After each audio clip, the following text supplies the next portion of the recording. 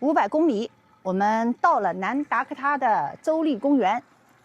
这个州立公园呢，1到7天，门票呢是25刀。目前呢，州立公园还没有外国人价格，大家都是一个价。这个营地呢，也是 Kevin 发现的一个秘密基地。到了这儿呢，我们时差呢又变了1个小时，也就是说，我们现在呢和温哥华时差只有1个小时了。这个进来的时候啊，给了我们这么一本东西，厚厚的一本册子。这本册子上，你看主角是谁？Bison 野生牦牛啊，他们才是这儿的真正的主人。里面呢给了我们一些图片，理论上呢，我们这些动物都是能看见的。理论上这些动物我们都能看见。希望我们在这儿呢运气好，能够多看见一点东西。我们在这个营地呢将居住4晚，4晚呢中间我们还会更换1次营地。好，我们来看一下 Kevin 同学现在在干什么呢？我们为什么停在这儿呢？因为我们这个营位呢只有电，那个水呢这个营地里面有灌清水的，那么下水呢需要自己呢用灰水桶来荡。现在呢水灌好了，我们这个清水箱啊灌满之后，大概用2天应该没有什么太大问题。30加仑啊，我们已经不是特别老练了，还是2年前去优胜美地的时候，这样灌过水。对，第2回用啊，这是第3回用吧？啊，第3啊，对，2次去。对，我们去了2次优胜美地。这样呢，这个营地呢还有洗衣机房，也有厕所，据说也有浴室。到时候我去看一下条件，我们也可以不在房车上这个洗澡的。这样呢，就是水就不用那么需求量这么大。因为我这个人呢，洗碗做菜呢需要很多水。当然，我们做2天之后呢，我们会更换营地。更换营地呢，本来就要挂接，所以说呢，再来续一趟水，再荡一下也不是特别麻烦。好，现在呢，我们就去找我们的营位落位。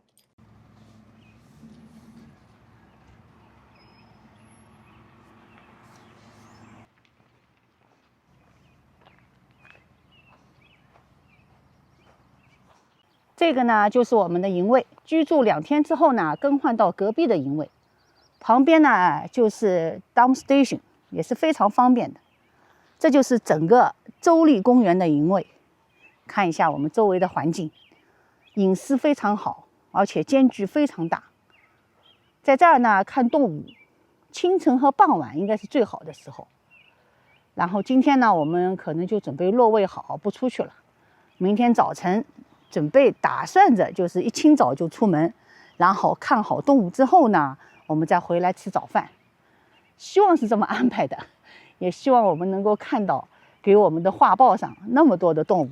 当然入门的时候，其实我们已经见过好几个bison了，在那儿懒洋洋的啊，一下子呢也是对黄石公园的几都回来了。这儿有一个电箱，我们周围的环境不远处呢就是可以扔垃圾的地方，非常方便了，隐私感非常长。旁边就是山窝里面一块平地，这样的一个营地，开放式的。我们预定的时候呢，都自己选了号码，然后呢，门口只有进大门的时候收了我们25刀的门票。进营地呢，并没有管理人员，根据你进的这个营位的数字，自己落位就可以了。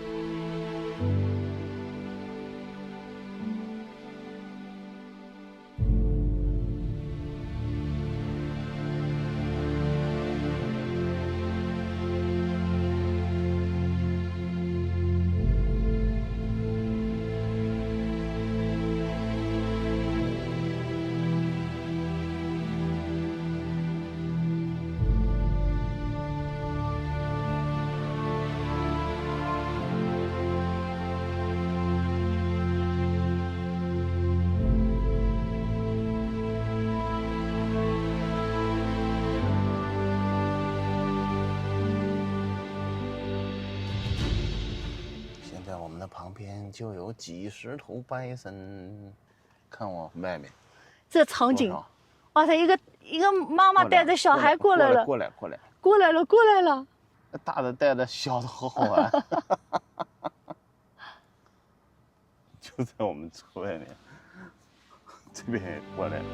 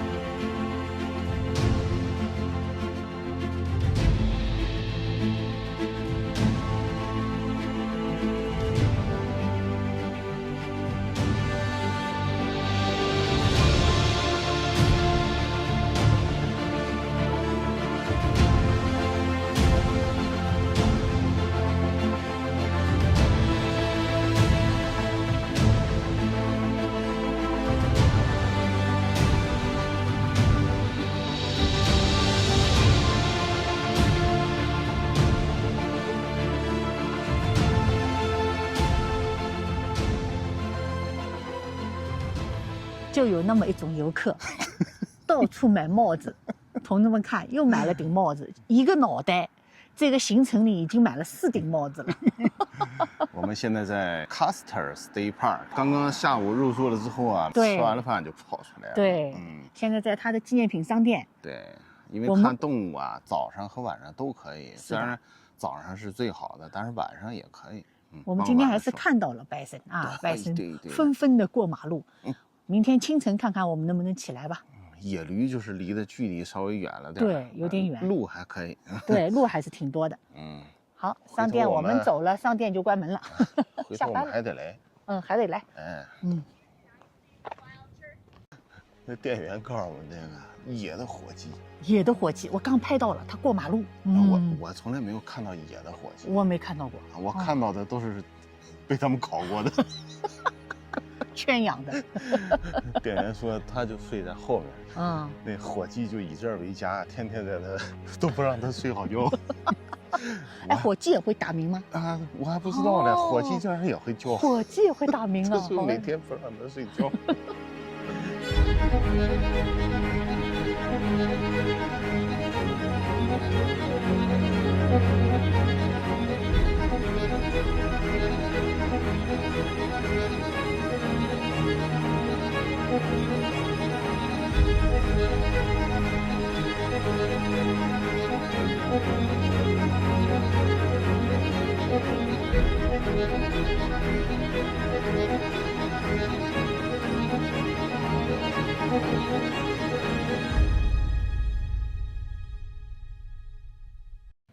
身后这有一个炮楼，有炮楼。这是这个喀斯特尔州立公园的一个消防瞭望台。哦，看火情的啊。你知道它能看多远吗？不知道。首先一点，它是全美国落基山脉以东制高点。哦，一马平川嘛。上去看看炮楼。其实南达科他呀也没有那么多大森林，就是这州立公园。对，是的，也就是负责看一下州立公园。所以白参才在这里面。哦，1500头白参，1500多头，那不得了啊！白参直接烤掉了。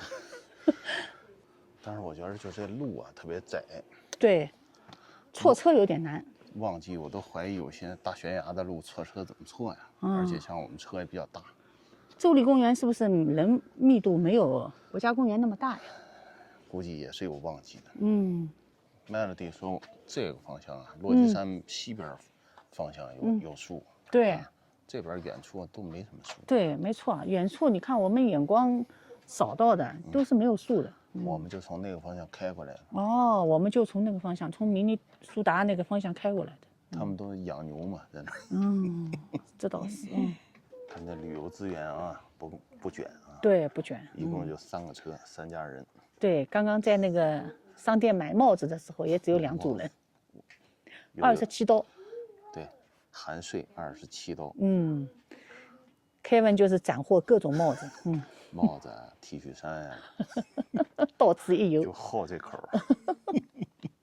火情观察室，窗帘拉上，还有空调。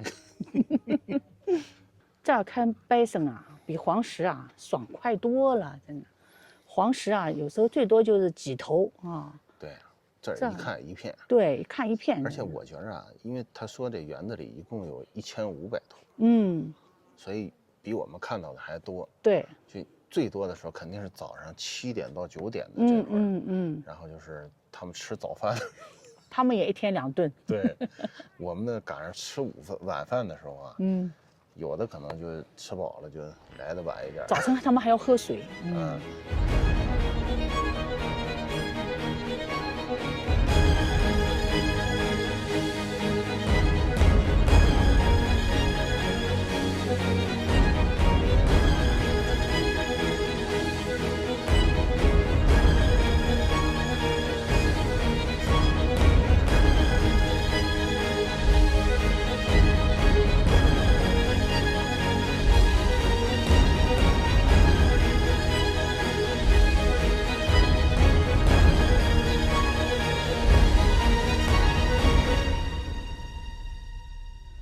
大家早上好。早上好。今天在车里面说了，为什么呢？现在是早晨6点半，我们已经上车了。但是今天不是我们的移动日哦，我们现在在南达科他州的喀斯特尔州立公园。今天是我们环美旅行的第109天。我们这么早出来干什么呢？旅行达人都懂的，清晨是动物最活跃的时候。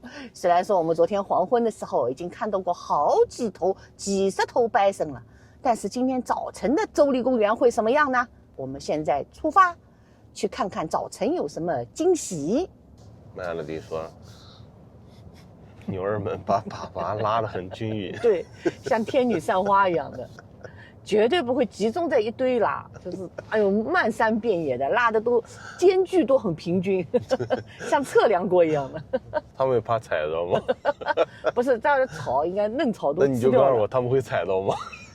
你觉得宋一会踩他的屎吗？宋一不会。对呀，轻易不会。牛也不会啊。还得躲着点儿。他自己拉完他都嫌弃人。这东西应该收集一下，是吧？可以糊墙。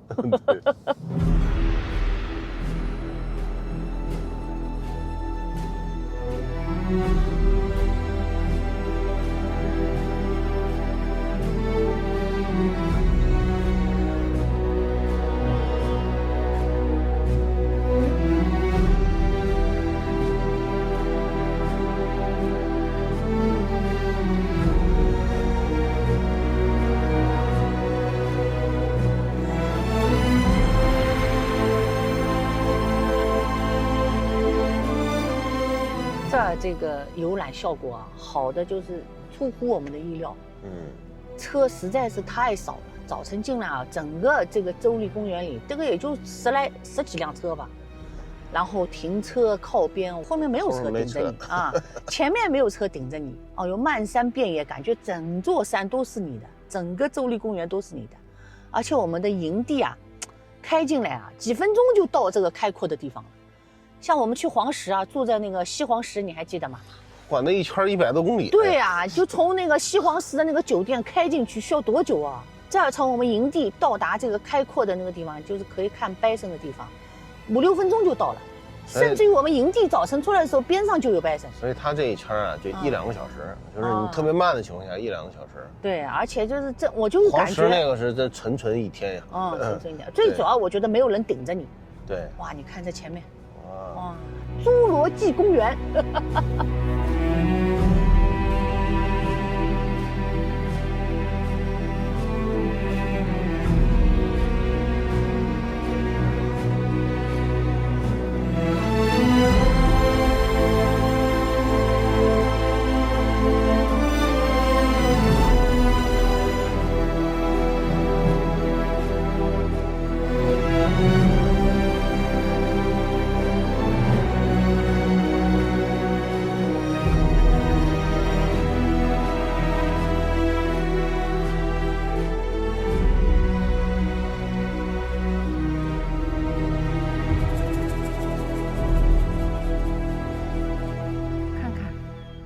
这就是野生的 bison 北美野牛，而我们的营地就在它的旁边。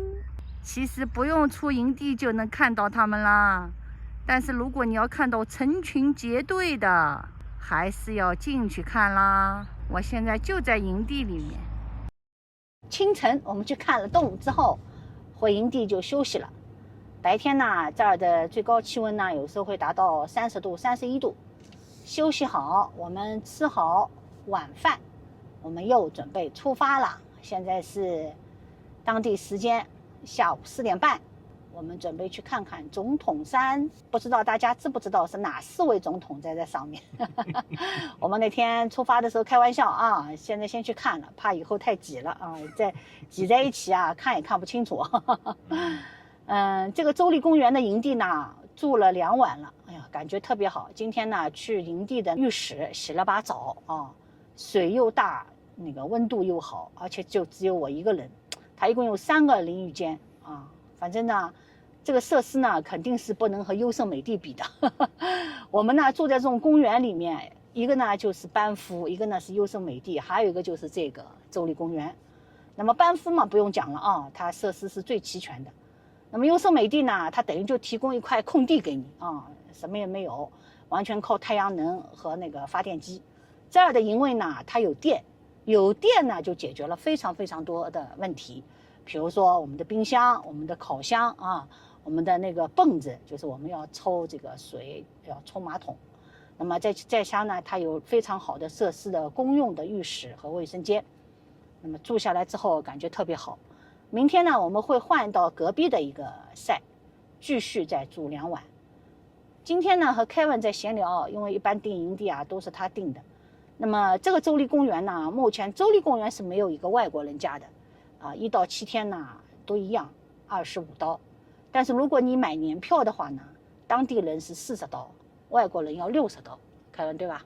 它叫非本地居民。哎，非本地居民，反正包括美国其他州和外国人。外州。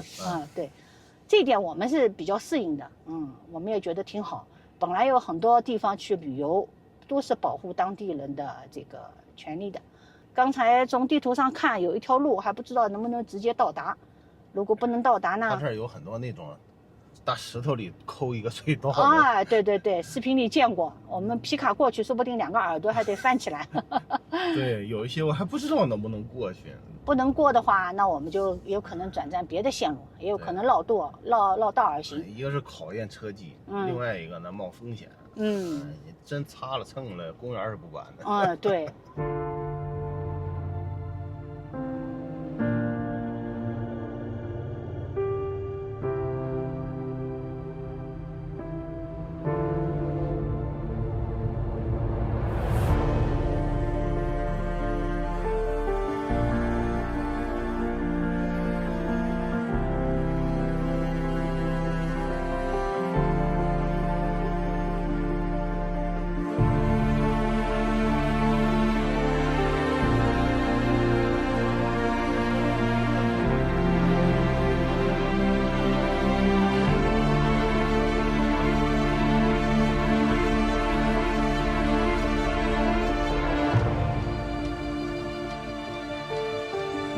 差点尴尬，差点对不起这些总统。出门的时候啊，问 Kevin 了，跟他说啊，我今天没带包啊。他说哦，行，不带包，因为这个公园不要门票。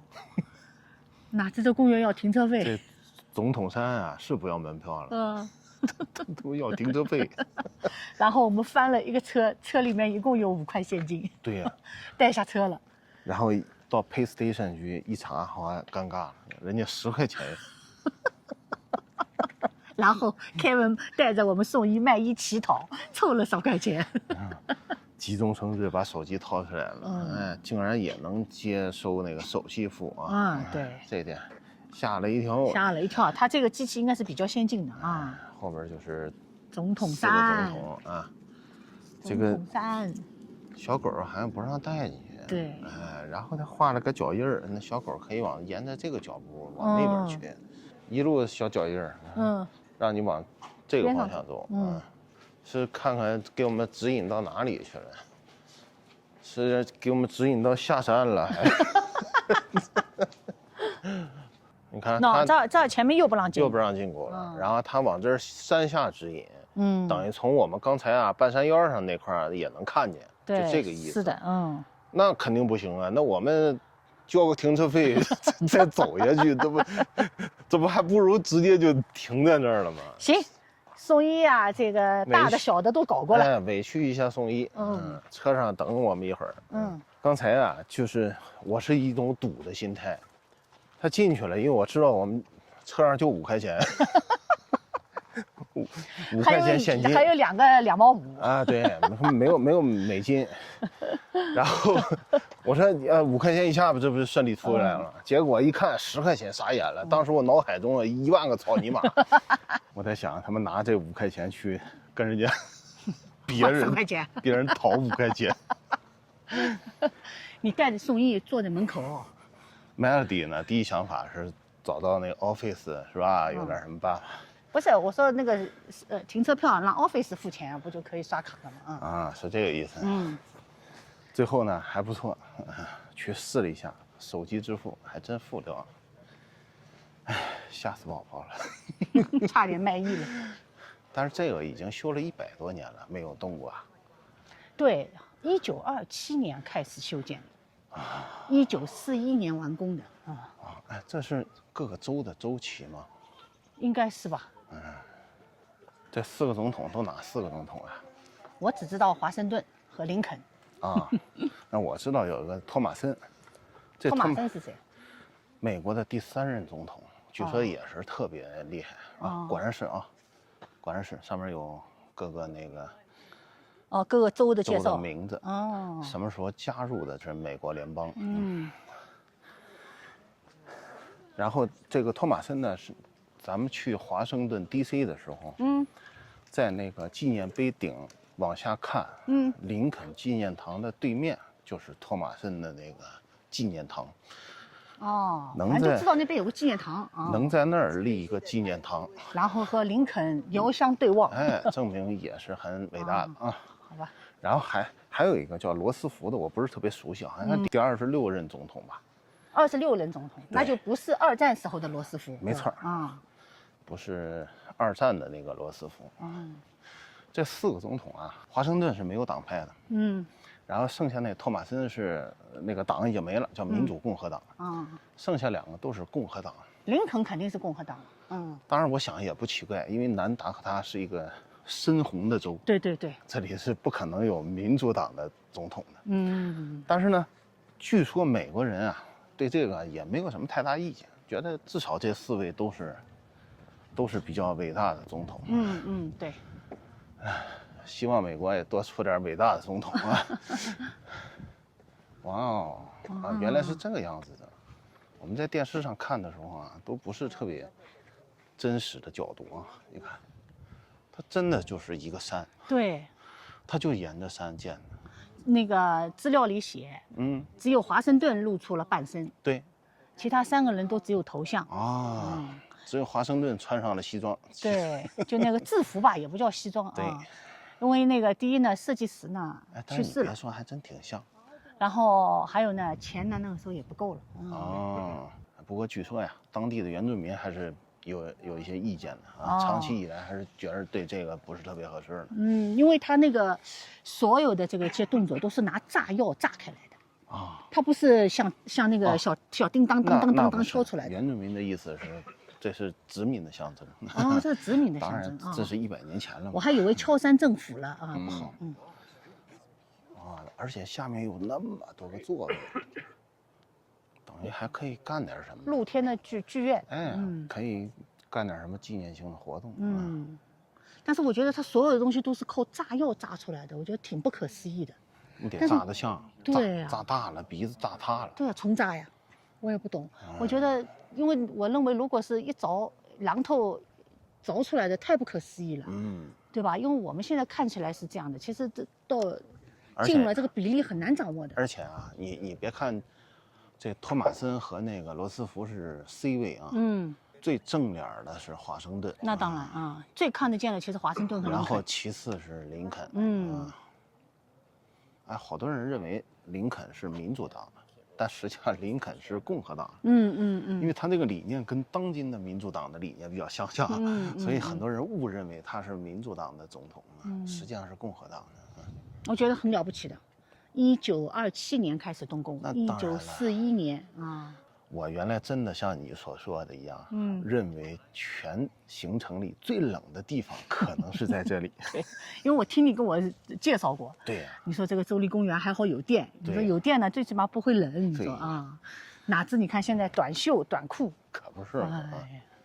所以啊，还是那句话嘛，读万卷书不如行万里路。没错，有些都是，就是什么固有的认识啊。好，我们去看看这些州旗啊。都哪个有很多州旗我们不是特别熟悉啊。3星我认识的呢，田纳西州。3颗星。哎，德州的。对，1颗星的。哦，不是的，不是的，这是波多黎各，看到没有？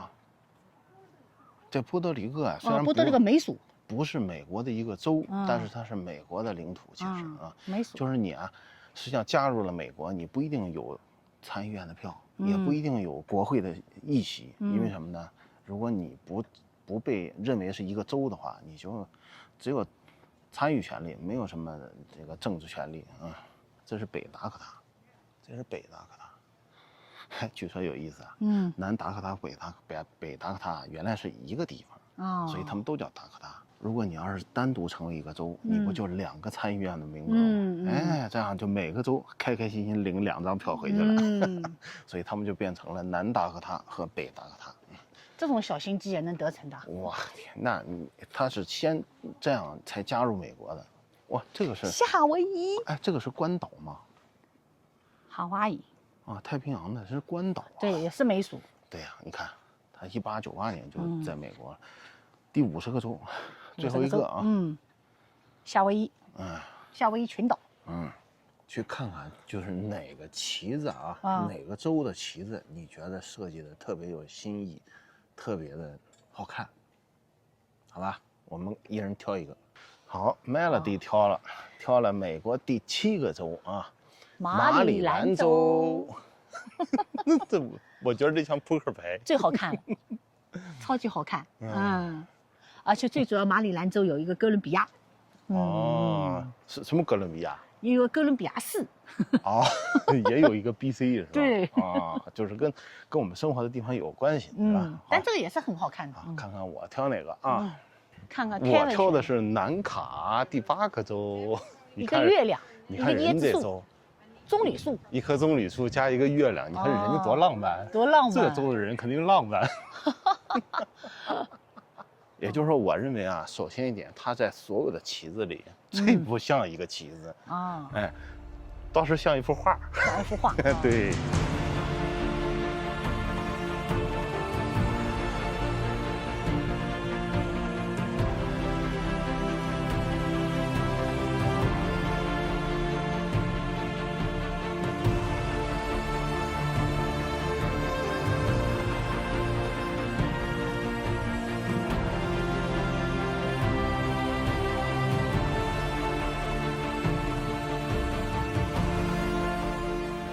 我们频道也有很多不是北美的观众啊，那北美有这样一段历史，就像这样的野牛在北美的大地上，当年最多的时候有几千万头。对，就这个新大陆没有被开发的时候。